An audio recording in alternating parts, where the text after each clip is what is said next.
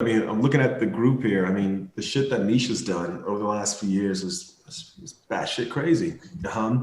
Like in the best way. Katori has a show on the air about strippers in the South. I mean, it's batshit crazy.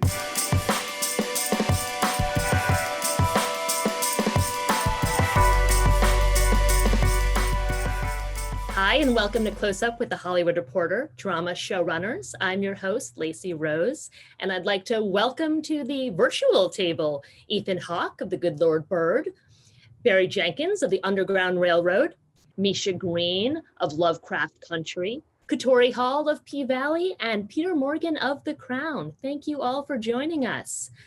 I want to start by acknowledging that this past year has been like no other. I'm curious how this period has impacted the stories that you all want to tell, or perhaps how you want to tell them or with whom you want to tell them with.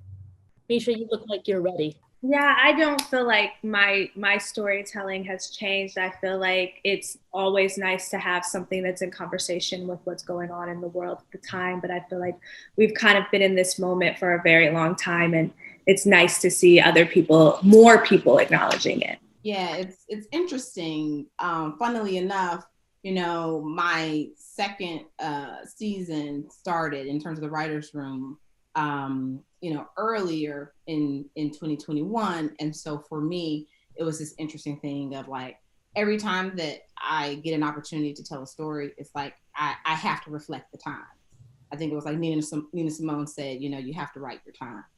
And I must say it was hard to get some people on board for, telling a story about a strip club that was actually dealing with the pandemic. That was like, oh my God, people gonna have masks on. I'm like, does it matter? They ain't got no clothes on, so why does it matter they got a mask on? So it's been interesting, that kind of worry of people not wanting to actually have artists deal with what's going on, because there's this feeling of like, oh, you don't want to be a Debbie Downer. But I'm like, no, we gotta reflect. We gotta be the mirror. Yeah, I think that's a very real question. What about the rest of you? Whether it's on the projects that we're here to talk about, or perhaps others as you're thinking about what's next. Well, I always feel whenever anything is hard is happening, I feel a little bit like Jonah getting swallowed by the whale. Like, I don't really know what this time period and how it's affecting me right now. I won't really know until we're through it. And I feel that I know I'm being impacted. I mean, this year has been different than any other in my life. I've been a professional actor since I was 13 years old, and all of a sudden I'm realizing that that's where I draw my self-esteem from, because it's being taken away from me. I haven't had it taken away from me in a long time. And so I know it's impacting something inside me, but I don't think I'll know what to say about it until I'm out of it. Makes a lot of sense. What about you, Peter? I've got a rule, because I write about, I've made a habit of writing about things that happen, real life events, historical events, and I've got a 10-year rule that I need to wait 10 years before I have a clue what I think about it. And that's not to say that I don't have my own thoughts and feelings. It's just that it feels like if I were writing about it now, it would feel like a journalistic response, and it doesn't allow for metaphor in any way. And that maybe, with enough time, a pandemic has so much metaphorical potential, in terms of all its obvious, all the things that it suggests. And I don't know where we're going to be. It's so, it feels very early. And actually it's gone on so much longer than any of us thought. And what about you, Barry? Yeah, I agree with Misha the most. I think that, especially with the people that are gathered here, the work is already in conversation with what's happening out in the world. And for us in particular, we got through 112 of our production days and had to stop in March. And then we just went into the edit. And at first, because the world shut down and then the world, or at least this country, exploded, I thought, oh, I wish I could go back and rewrite the show. But then as it began to take shape, again, to co-sign what Misha said, it was very clear the show was already in dialogue with what was happening, because it's been happening for so damn long and for too damn long. And so I think it was kind of like a reinforcement to keep going and just keep approaching the work in the same way. That's why I also love what Peter said. I often think that we look at things maybe in too microscopic a lens, or too acute in ideation. And if you look at a period of experience, or a period of happening, and then you can see all these consistencies, all these patterns, I think it allows you to create something that much more richly speaks to the time that you're being affected by. And yet, some of this shit has been happening for so damn long that no matter when you do it, it's going to be in conversation with what's happening until we make some more large and acute changes. I think sadly you're quite right there. I'm curious, when was the last time you or perhaps your network or your studio partners felt sort of genuinely scared to tell a story? And maybe it was the larger story that you were telling with your shows, or maybe it was a scene, a line, a moment. I love all the eyes. I guess I'll go again. I feel like every time I've tried to tell a story, everyone's been afraid of that story. So it's not uncommon. What was the fear this time? I mean, what was the things that made, whether it was HBO in this case, nervous? With Lovecraft Country, we were being very ambitious. We were doing a lot.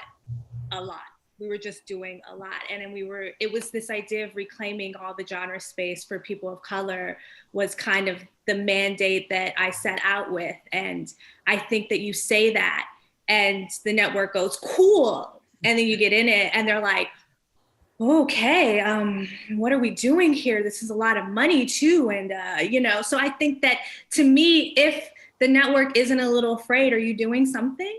Are you doing anything worth doing if we're not a little afraid of what we're doing? What about the rest of you? Is that how you operate as well? Man, I feel like that's just the story of my life. It's definitely kind of been the story of P-Valley. Unfortunately, like it was just even hard to get someone to say yes to even start developing it. And I would say the whole enterprise, kind of makes people, clutch their pearls a little bit, till this very day. I had an interesting journey, just, be very fully transparent where, the show was embraced by stars, but then in the midst of a transition, my entire team that I started with, who were like, really championing the show, they all left for a variety of reasons. And so there was like this whole new guard coming in. And so it felt a little bit like, oh my God, I got to pitch my show over again to the people who are not currently my partners. And even the most well-intentioned, executives can sometimes, make some rash decisions to the point where, people were just like, we don't know if we really want to step on this cultural landmine of having a show that centers the Black female experience, but from, a stripper's perspective. Is it, walking in stereotype? We don't want to perpetuate stereotypes. So Katori, we're just afraid, to the point where, the show was kind of canceled before it even aired. There wasn't a second season in sight because there was this feeling of not wanting to offend. But in all actuality, for me, it's always been about this humanization project. And the moment that, the audience got a chance to engage with the world, this world that exists, in not only the South, but, in New York, in LA, it was like, oh my God, what did we do? Why did we not see that, Katori was after the truth and not necessarily trying to just, push some buttons? So, I'm thankful, but like the whole show was in a position of having to prove itself even to the people that were my partners. Well, what were those? I mean, what were some of those conversations like? I mean, I feel like I've heard you mention that there was a conversation, do maybe we put subtitles on it, which was a hard no for you.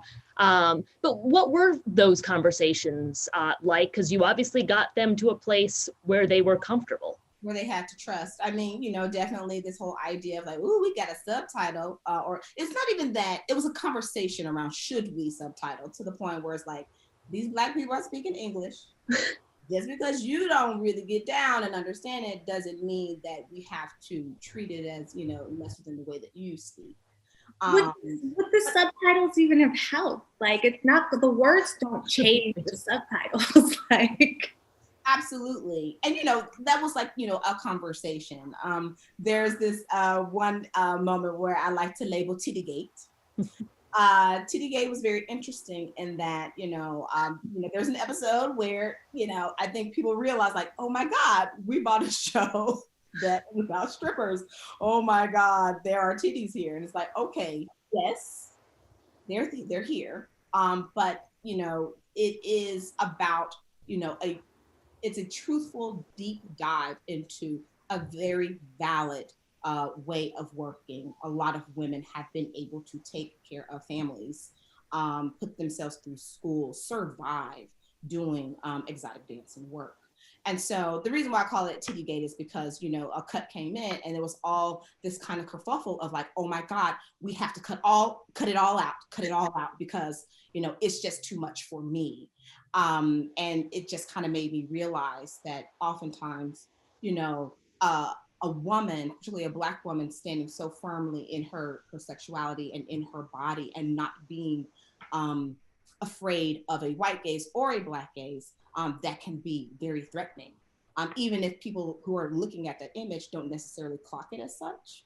And so, we went through the process where even executive had to fly down and make sure, they were on set, like, can she do the lap dance, but not in his lap? And I'm like, that ain't a lap dance. And the story is gonna shift if she's not doing a lap dance, because she has to be close enough to hear what these two men are talking about. Therefore, she got to be in their laps. And so I had to go through this process of making sure that they understood that the story and the character is front and center to, the naked body. I've always said, we go through this lens of the female gaze. And it's really much more about what these women's bodies can do versus how these women's bodies look. And so I do think I was able to get them to a place where they trusted me, and to the point that, the actors were like, oh my God, I felt, like you showed me in a way of, like, I felt empowered. I looked empowered versus, it just being salacious and people being used as props and objects. They're the subject of the show and not an object of the show. What about the rest of you? What were there things that made you nervous? I know, Barry, this idea of sort of, quote, getting it right is something I've heard you say about this project. What did that mean to you? Yeah, it's a very sensitive subject. It's the kind of imagery that people don't trust to be done right. And so there's a lot of responsibility taking it on. And I think for me, I've been fortunate that even though I think some of the work I've done has dealt with quote unquote touchy or difficult subject matter, I've always had very supportive partners, partly because I just put myself out front. If this shit doesn't work, it's because, I didn't make it work, and I don't think anyone else should be blamed for the failure of these images arriving whole or arriving with tact and taste and something illuminating about the experience they're trying to sort of excavate. And so in that case, yes, I did want to ask Katori, because I had the same damn experience where I set this show up with one group of people, and then that whole group of people got the axe, and I had to pitch the show to an entirely new group of people. And in doing that, trying to make sure I was presenting it whole, as my vision, not as the vision that would fit this new group of people. And it was a very strange process, because you do want to move, in communion with the folks, who are helping you create these things. And yet you realize very quickly, oh, there's an image in my head and there's an image in your head. And unfortunately, you have got to be able to see the image in my head, because otherwise this isn't going to work.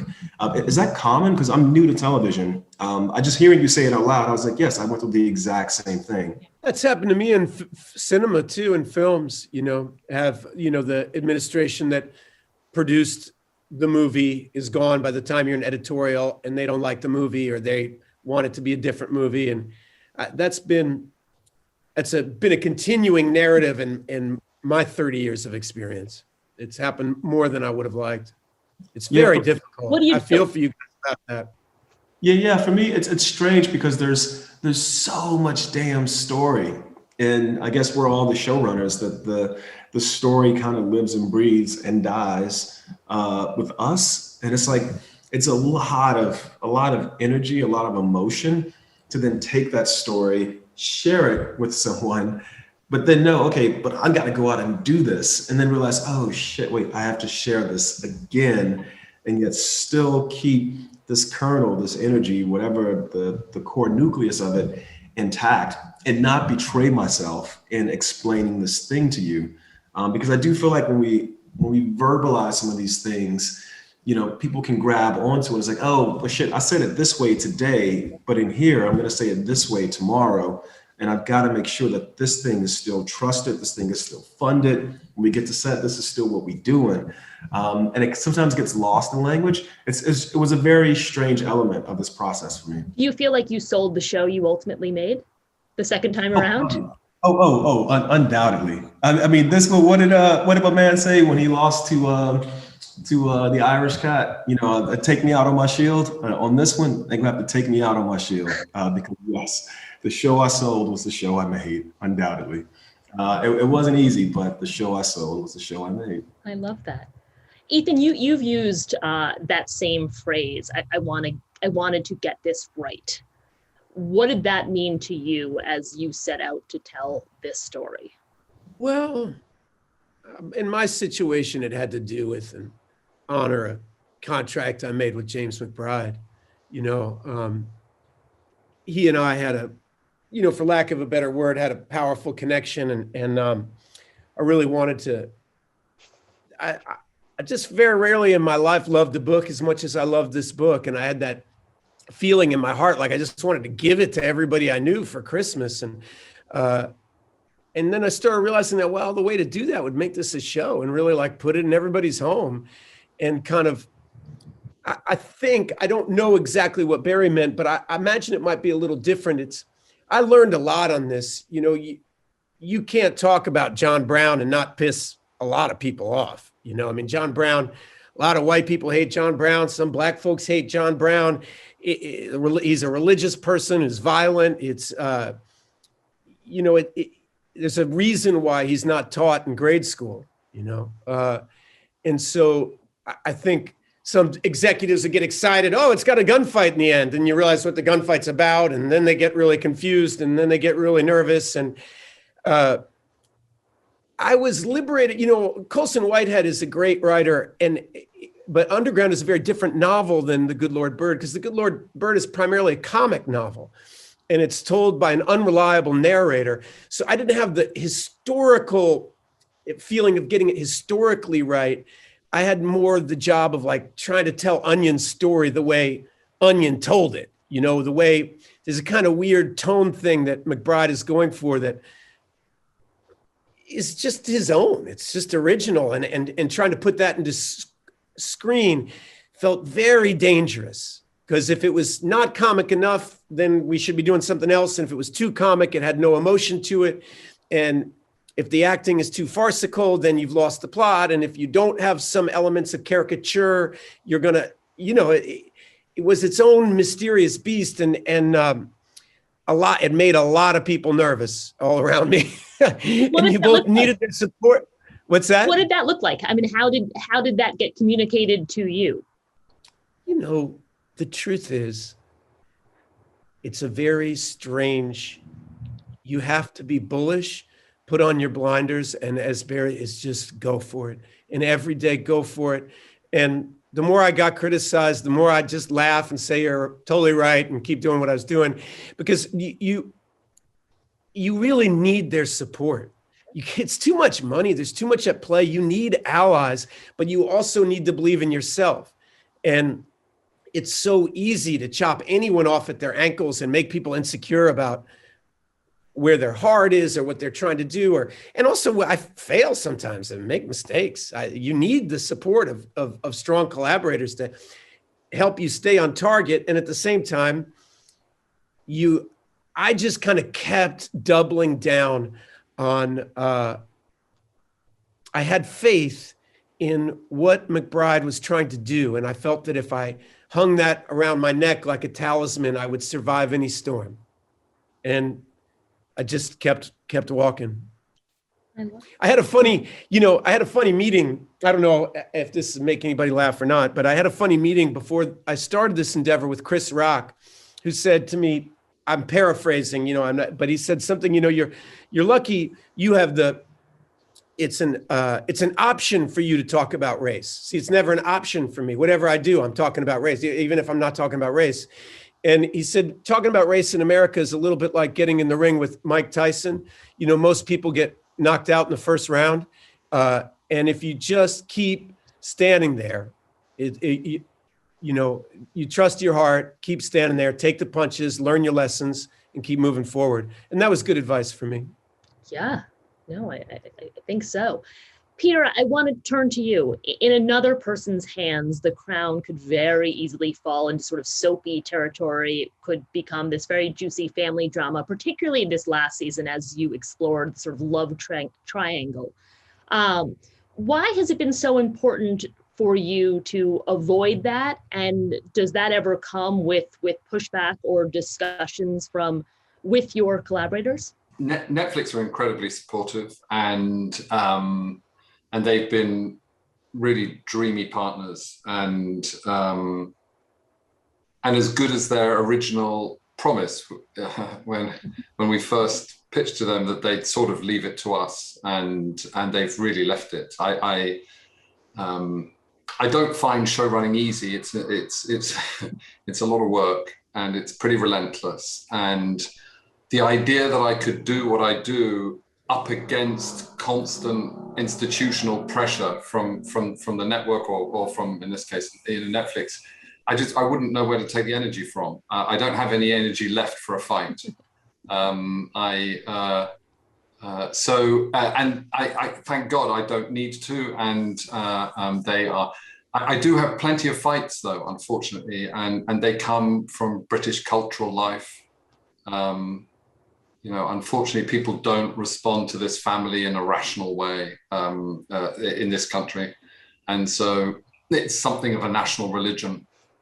And so there are fundamentalists on either side. And I'm either too aggressive or I'm not, or I can't, and it's very hard to just follow my own path. And actually, I used to go out a lot more. I used to have more of a life, to be honest, and I've really bunkered up.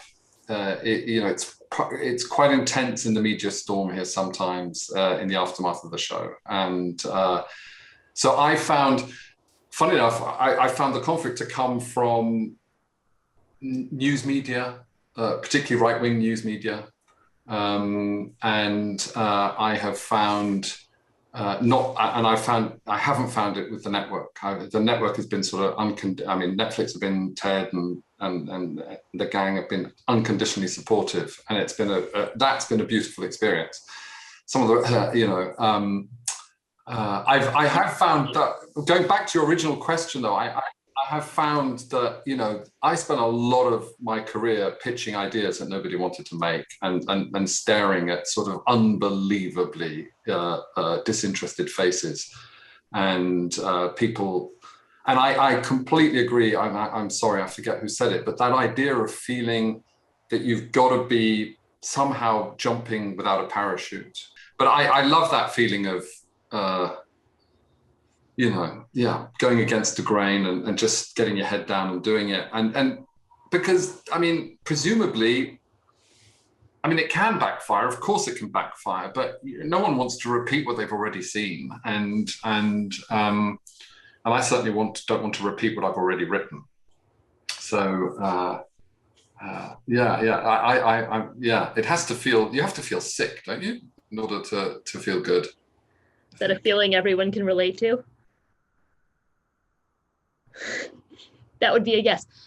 Peter, you just mentioned the news media and the sort of obsession within your country, but our country is now jumping on the obsession bandwagon, and I think certainly everyone I knew tuned into a little interview with Meghan and Harry not too long ago. I'm curious, you had to have watched it too, and I guess my question for you is what surprised you? I haven't watched it. You have not. Okay, so then answer the question of why not? As somebody who is as knowledgeable on this family as it's not historical. It's today. It's not my time period. I'll watch it in a few years' time, and I can't make sense of it at the moment. And everybody was getting quite, there's a lot of heat around it, a lot of discourse, and I didn't watch the funeral either, and I don't know why. I think about these people enough in my professional life, and that fell into my private life, and so I if I had, at some point maybe I'll watch it, but I haven't watched it yet. Sure, I think that makes sense when you put it the way you just did. Misha, I want to return to you. So you're also adapting a book. It was a book told by a white man. I'm curious, what does your perspective as a Black female bring to it? Obviously, there is a medium shift. I recognize that. But how do you think the story was changed by your perspective? I don't hold anything sacred when I'm adapting something. So I just do whatever I want. And I feel like Matt did this amazing job of platforming this show. He had written the novel because he wanted to make it a TV show. So it was ripe for an adaptation television. And I just took all of the great stuff that I loved in it and put that on screen, and then tried to add some great stuff that I love, and then some great stuff the writers and everybody on the crew loved. I feel like for me, there was no, what am I bringing to this as a Black woman, because I'm a Black woman, so whatever I'm bringing is what a Black woman's bringing to it. So it never even crossed my mind to think about it in terms of, oh, a white guy wrote this and what needs to change because of it. Sure. Ethan and Barry, you both worked with authors who you've referenced here. What were the things that you said and they said that got you both comfortable with moving forward?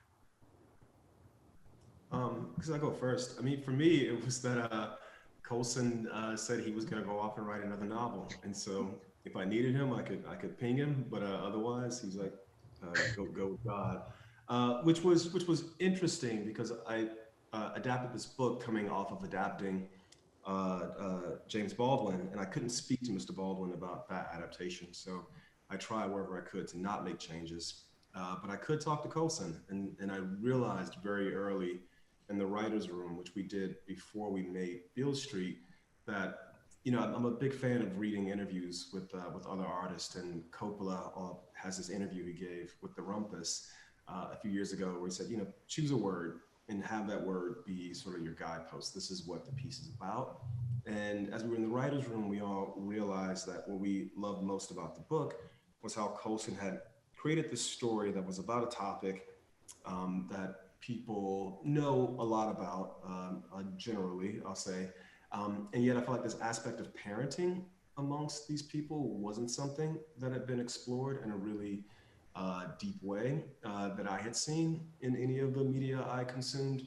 And I thought, oh, as we're looking to make changes or alterations or amendments to the work, where are all these parents within the book? And how can we sort of go into and elevate that story? And what are the lessons for our main character, who you assume you're watching a show about a woman trying to escape slavery or regain her freedom? What she's really trying to do is reconcile the sense of abandonment she feels from her mother. So how can she learn what it's like to have to make sacrifices as a mother? And that just opened everything up. And I would, text Colson or call Colson when I had an idea, and he'd get back to me, eventually. And usually he said yes. There was one time where he said no. He was absolutely right. But for the most part, he didn't want to be involved unless I felt compelled to bring him in. And I think that was great, because going into production, being both the director and the showrunner, it allowed us a lot of freedom to really find things on the day and allow the story to keep evolving away from the book. Do you know what you said that got him comfortable with you being the guy? I was very honest with him. I've pursued things in the past, and again, I'm a young cat. I'm learning all the time. You would try to figure out, what does this person want to hear from me? In this case, I was like, I have no intention of making this a feature film, none whatsoever. I only want to do this as a series. And I feel like other people weren't saying that to him, and he respected it. And right away, he was like, cool, let's go do it. What about you, Ethan? What were the things that you said? You're a white man, you're working with another white man to tell this story. What were the things that got him comfortable, got you comfortable to say, let's do this? Well, he would really have to speak to what I said that made him feel comfortable. Gosh, I don't know. He needed somebody to play John Brown. That guy was going to have to be white, in all likelihood, unless you're going to do some colorblind casting situation. And he and I, we really got along. I don't know. There's a couple funny stories that bounce to mind. I basically did a rough sketch of what the whole thing would look like. I wrote it all out. No money had changed hands. I wanted to show him what I kind of saw the show to be before anything got real. And I worked really hard on it for about a year. And he runs the choir at a church near my house, and he said, come on over after choir practice. And so I rode my bike over there to deliver this draft to him. And so I knock on the door after church was over, and the woman who runs the church came out and said, yeah, the air conditioning's up over there, go fix it. And I said, well, no, I'm here to see James McBride. He's the choir director. She's like, no, James McBride, don't worry about him. The air conditioning's over there. And McBride walks out, and she says, that's Ethan Hawke. And she's like, who's that? And she says, did you ever see Training Day? And she's like, oh my God, well, the last time a white guy was here was to fix air conditioning. And McBride and I just had a huge laugh about this. We just laughed and decided that if in 2018, this is happening in Brooklyn, then, these stories, we got to tell these stories, we got to start, working together and telling these stories. And it's hard to say what trust happened, like your experience, Barry. He really decided he understands human creativity, and that you can't really do it if you're worried you're being policed, and he basically gave me a tremendous amount of freedom, gave us the whole company a lot of freedom. And he was there for us when we needed him. I would call him up, and I called him up once to say, in the book I was trying to find John Brown's voice. And in the book, he talks about how he sounds like a high timber. I was like, I keep working this high voice, and I just can't. What's a high timber sound like?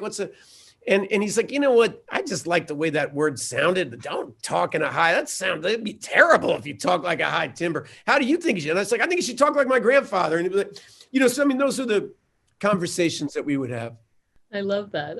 Katori, I want to turn back to you. I read something that you had said. You were talking about how there were some Black people who told you, and I'm going to quote you here, Katori, you're Ivy League educated. Why not do something about lawyers and doctors? Why do something that plays into the pathology of the Black community? How do you process those comments? How do you respond to those comments? How frequent are those comments? Well, you don't respond to them in a kind of the Twitter way, because it'd be some Twitter fights, I tell you. You have to respond through the work. And for me, as a young Black woman, grew up in the South, centering the Southern experience, I feel like this great responsibility to be honest. And that's what I was talking about, this idea of a white gaze and a Black gaze. My entire career, I've kind of struggled with, like I'll take a saint like Dr. Martin Luther King and make him into a man, and then all of a sudden I'm getting punched at. I turn to, strippers down in the Delta. It's like, oh my God, why are you putting that Jezebel image out there? And it's like, these women exist. Yep. And for me, I feel as though you deny Black people their humanity if you do not allow them to be all the different shades of themselves. From the ratchet to the aspirational, we are in all of that. And so, personally, you kind of have a moment to yourself, you're like, oh my God, am I bringing my people down? What am I, am I bringing the whole movement back? And it's like, no, you are bringing the movement forward when you reflect people's truth, especially if it's a group of people who consistently continue to be marginalized, like sex workers, like queer Black folk, to be able to use the platform, particularly of TV, that gives you this immense amount of time. That's why I love it. The fact that I can pull in a character who, like Lil Murda, he might be, a gangbanger, but also he's in love with someone that you wouldn't automatically assume that he would be in love with. That he is a queer Black man. And so to be able to constantly subvert expectations, assumptions, stereotypes is the power of art. To be able to I guess, put characters in people's living rooms that they never would invite in their house, that they think they don't even know or think they don't even care about. To me, that is a tool for social change. If I can make you believe that this lie, this fiction, is a human being, then you can't go outside and look at homeboy, who's like bagging your groceries and think that less of him. He's just like you. He goes through the same trials and tribulations. And so I think that's why I have often just kind of, said F you to all of those kinds of pressures. This idea that you are responsible for making us look good. And it's like, no, baby, I'm responsible for telling the truth. So that's always been my guiding light. And, it's interesting when I was talking about that whole thing, like when there was that merger of Stars and Lionsgate, like that just being at the center, and to the point where I decided that I didn't necessarily need allies, that my ally was going to be the truth. Can any one of you relate to what she said and whatever that means? It's so beautiful what you're saying. It's just so beautiful. I mean, you're 1,000 times right. And Misha, you're right too. Like the whole idea that our gaze is in our DNA. You can't undo it. You don't have to think about it. You just have to tell the truth as you see it and know that your truth is valuable. And so, it's so beautiful what you just said. And I think you can be responsible, right? Sure. I'm well aware that there's a huge litany of these images that I have to push against, like the hypersexualization of Black women. And so it's like, okay, you have to take it, crystallize the image, walk around it, and then, just break it and smash it and make it anew.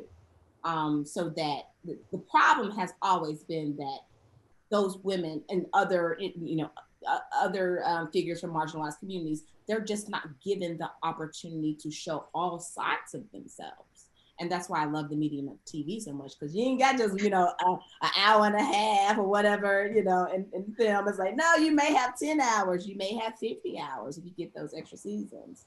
It's just this beautiful medium that is so accessible. The fact that it's beamed into, everyone got a TV, everybody got a phone, everybody got a computer. Well, not everybody, but a lot of people. And so the fact that you just have this range and can use that responsibility for good, it's just, I don't think I'll ever leave TV. What are the stories you'd each love to tell, but aren't sure Hollywood is sort of ready to have you tell them? I feel like we're telling those stories now, man. I feel like that's what we're all doing. I mean, I'm looking at the group here. I mean, the shit that Misha's done over the last few years is batshit crazy. Like in the best way. Katori has a show on the air about strippers in the South. I mean, it's batshit crazy. I think we're all trying to push and as Misha said earlier, if someone's not afraid of what you're doing, then are you doing the right thing? Are you moving in the right direction? I was talking earlier about reading Colson's book, and being like, oh, you know, what I love about this is depictions of parenting. You know, that was in like the spring, summer of 2016, and Misha's show drops Underground. And it also, like Katori said, because you can cover 10 episodes, 20 episodes, I think it was, also gets into this idea of parenting, which is an element of that story that sort of hadn't been excavated in a really proper way. So not to speak for the whole group, but I think that's kind of what we're already doing, you know, especially when I look at what folks are doing right now or what's to come. Did the rest of you, do you feel there's any doors still closed to you in this town? All right, I'm gonna say one last thing. Please. If I don't perceive any doors are closed to me, it's why I keep doing the shit I'm doing. You know, whether they are closed or aren't isn't my concern. I just don't perceive them to be. So I just keep pushing. I like that perspective. What about the rest of you? It's not necessarily this thing of closed doors. I think sometimes I struggle with this thing of, you know, do I have the time and the energy to write all the things that I want to put out into the world? Do I have the emotional bandwidth? Because like Peter was saying, like, ooh, child, the stuff, you know, you have to deal with as a showrunner, it can make you want to retire really early. But yeah, it's like sometimes I will say I gotta lock the door on myself because you kind of have to preserve your energy because you gotta fight so much, like, you know, if you're doing the right stuff. I think that's right. Peter, you touched on this idea of sort of expectations. Barry, I guess my question from you, from now on, everything that you do will say from Academy Award winner Barry Jenkins. What kind of weight comes with that?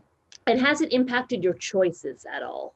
No, it hasn't impacted my choices at all. I mean, that film is 5 years old. And so, I mean, that film won an Academy Award, but this other shit has got to come into the world brand new. So it's best to leave that award at home. It doesn't. But marketing doesn't allow that. Marketing doesn't leave it at home. It is on every project you now do.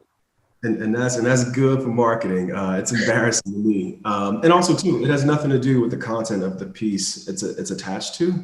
And even the awards themselves have nothing they don't fundamentally change the piece that it's attached to. I mean, there's been so many folks who've made things that were worthy of any or many of these awards that didn't even get to sniff them. So no, it doesn't affect me, especially because no matter what I'm doing, there's gonna be somebody, as Katori mentioned with the Twitter, somebody ain't gonna be happy. You know what I'm saying?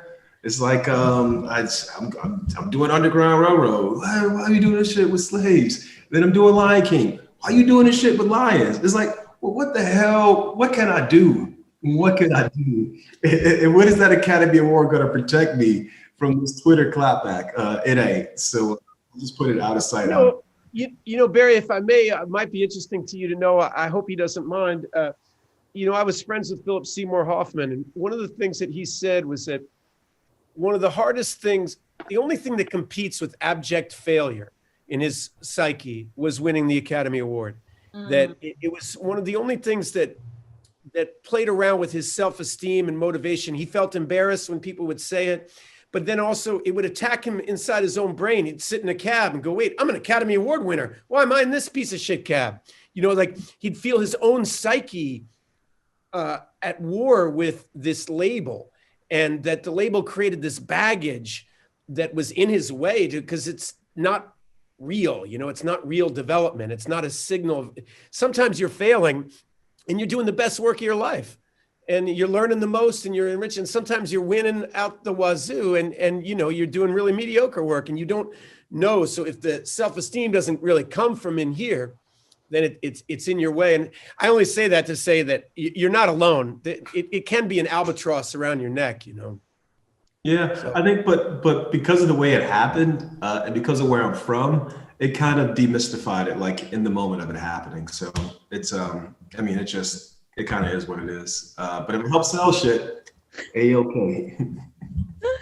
I love it. All right, I'm going to turn to pivot a little bit and end with some questions, some lighter questions that I'm hoping all of you rather, can answer. And I guess the first place to start is if you would all sort of complete this sentence. If I'm looking to escape, I turn on. I'm looking to escape, I turn on, it's hard, anything. Any story, you can escape into any story. So I just pick something and I start watching it. Do you have a lockdown binge watch?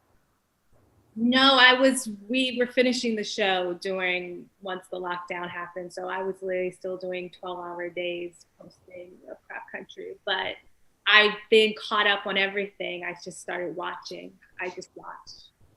I should have asked, are we going to see more of Lovecraft Country? I hope so. That's my hope. You have more stories to tell. Yes, there's definitely more stories to tell. All right, what do the rest of you turn on? I turn on the shower. Just because, man, pandemic, this is crazy. Like, you got little ones at home, you ain't got no time to yourself. That has been my escape pod. Because I guess I'm too much in my own show to be taking in a lot of other things. So I was just going to say, I watch the Brooklyn Nets because sometimes when you're really trying to relax, watching other people's art invariably leaves you jealous or depressed, so it's like. I like feature documentaries, documentary series. I enjoy that. If I'm going to watch something on TV, I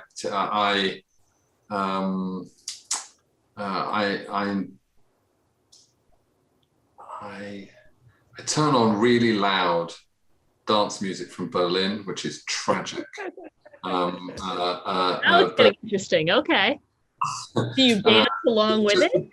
No, I certainly don't dance. And I turn on the bath, and that's probably it. I mean, I do watch a lot of TV, but that's often it. Like Ethan said, it ends up not being relaxing. You end up, it gets in your brain, and you end up just watching how it's done and how it's made, and it provokes you and stimulates you. But your question was about relax rather than sort of stimulate. Yeah. What about you, Barry?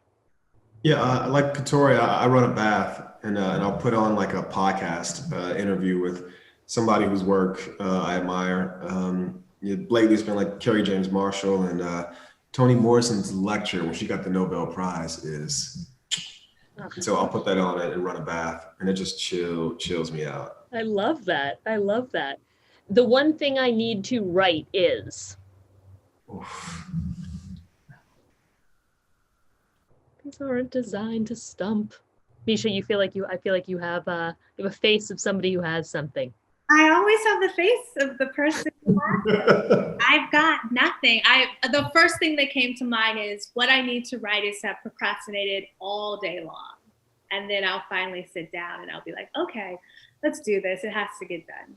I just do it I've just given up thinking about that because I just have to do it every day. And so I just do it every day. And I've, to me, it's first thing in the morning, and I just do first thing. I'm a first thing in the morning person. I know that at least half of us are last thing at night people, but I just do mornings, and I'm up as early as I can be, and that's when I do it. And I don't do a lot. I just do a limited amount, but I do it every single day. Yeah, I don't need anything. I have to do it. I can do it anywhere, on a plane, train, with a kid in my lap, anywhere. At any time. For me, my primary relationship is to acting.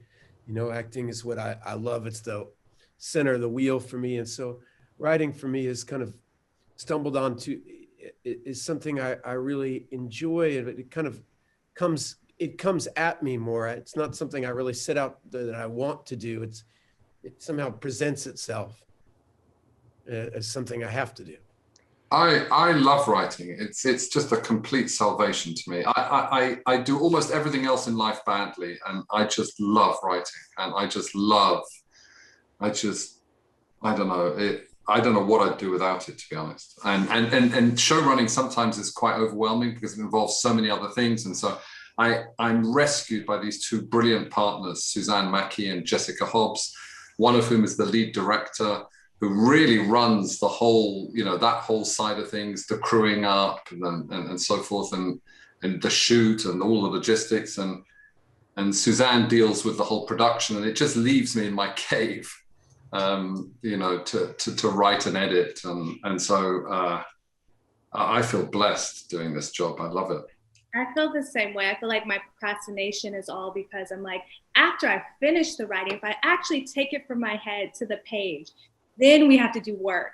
And I don't want to do work. I just want to do the writing, which is not work, which is what I love. Yeah. Sure. Barry, what about you?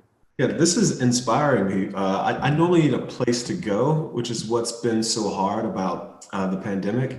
Just about everything I've ever written has been written either in a bar or a cafe, at a restaurant. I never hardly write anything at home. So it's been tough, man. I'm much more in the procrastination mode right now. It's been tough. And I disagree with Peter. Writing is brutal. When you're done, oh my God, it's the best feeling in the world. I remember when I was living in San Francisco, I finished a script one day and I was walking home from the cafe and a friend texted me about half an hour later. He's like, bruh, I saw you walking down the sidewalk and you look like the happiest Black man I've ever. I was like, yeah, I finished that script. I was like, I finished that script, but it's so incredibly difficult. And I'm actually struggling to figure out like how to do it now that I'm restricted. I can't go to this crutch that I've always used. And so, yeah, it's been incredibly difficult the last year to write. And one last one. If you could jump into another writer's room for a week or two, is there a show you would love to join? Sally. What is it? No. Peep out. We welcome Misha. Come through, girl. I imagine Peter doesn't have a writer's room, but I'm very curious hearing him talk about it now every morning and, you know, not watching any news. And it's only 10 years ago. I'm trying to figure out what the fuck happened 15 years ago that Peter is trying to pitch, but he's afraid to pitch. So yeah, I'm curious about Peter's room now. Well, I can't tell you about what I'm frightened to pitch, but I have researchers, and I just have 12 people, and we speak every morning at 10 o'clock. We do a Zoom for about an hour, and it's sort of, they are people who help me with the writing. They read what I write every day. I send them the stuff. They annotate it. The bits that I wish were true turn out not to be true. They limit my path. But then they open up new avenues for me to go down. And so I have a lot of company. They just tend not to be other writers, but they are, you know, historians, they're academics, they're researchers, and it's great company. Yeah, can I say one more thing, Lacey? Yes, of course, please. No, it's I've only done it once, and I've only been staffed in one writer's room. It's The Leftovers season 2. Didn't get to do much, but I was in the room, and I don't know how someone else does this. And I've also only ever seen one other director direct, and it's a very lonely process. And so it would be interesting to see how someone else goes about it, because it's very mystified for me, and I did it at such breakneck. I don't know what I did, and so I think I would have a lot to learn by watching someone else do Did you learn anything in that? I mean, you mentioned Leftovers and not not ultimately having product to show for it, but what did you learn in that experience, and perhaps why not? Damon was relentless. He no idea, even the best idea is not good enough. And so you just keep pushing and pushing and pushing and pushing. Something's brilliant for like 3 days. And then like Katori said, you put it on the floor and you smash it and you smash it and you smash it. I kind of took that with me as a director showrunner out in the field. It was like, oh yeah, this was great on the page, but now can we smash it today? I mean, we might as well. I mean, shit, we got nothing but time. So that's what I learned from that room. Even though I didn't get to do much, but I did get to watch. I mean, he's brilliant. And he just smashed everything, smashed it all, and would build it back up. It was really, really beautiful to witness. All right, so we need a few more people to join some rooms. Ethan, what are you joining? I would join the writer's room of some new Star Wars TV show. I'd love to geek out and channel my inner 14-year-old and write the Boba Fett series or the Obi-Wan series and do my Buddhist research and put it into Yoda's mouth and have some fun. I would love to do that. I'd watch that. Peter Katori, what would you join? I think I would join the room of a writer who is just getting her or his show off the ground. So like this shit is so hard. It's so hard. The creative side is hard. The show running side is hard.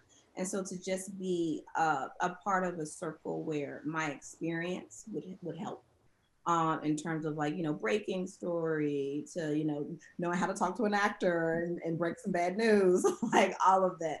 I would just love to be a kind of mentor to some up and coming folks. I love that. What about you, Peter? Well, I'm thinking, just now that you said it, I'd like to go in a completely different direction. So I'd like to either go to the zombie movie that everyone was suggesting I do earlier, or to go to like one of those, I don't know, one of those 1950s network comedies where they had to get the script done by 6 o'clock, right? And every day, and and the pressure was really on, and it was a group of people, and you were all hammering it out, and it was against the clock, tick, tick, tick, tick, tick, tick, tick, because that's desperately stressful and awful and everything. But the idea of a comedy, the idea of a short format which is incredibly precise, and a group of people precision making some jewel like that in a team effort, that would excite me, just because it's such a different stretch to what I'm doing at the moment. I love that. I can't decide if I'm more excited for your zombie drama or Ethan's Boba Fett series, but I'll wait for both of them. Thank you so much to all of you for joining us today. Hopefully we'll get to see you again in person at some point, but thank you and good luck. Yeah, it's been a pleasure meeting you all. Yeah, really a pleasure.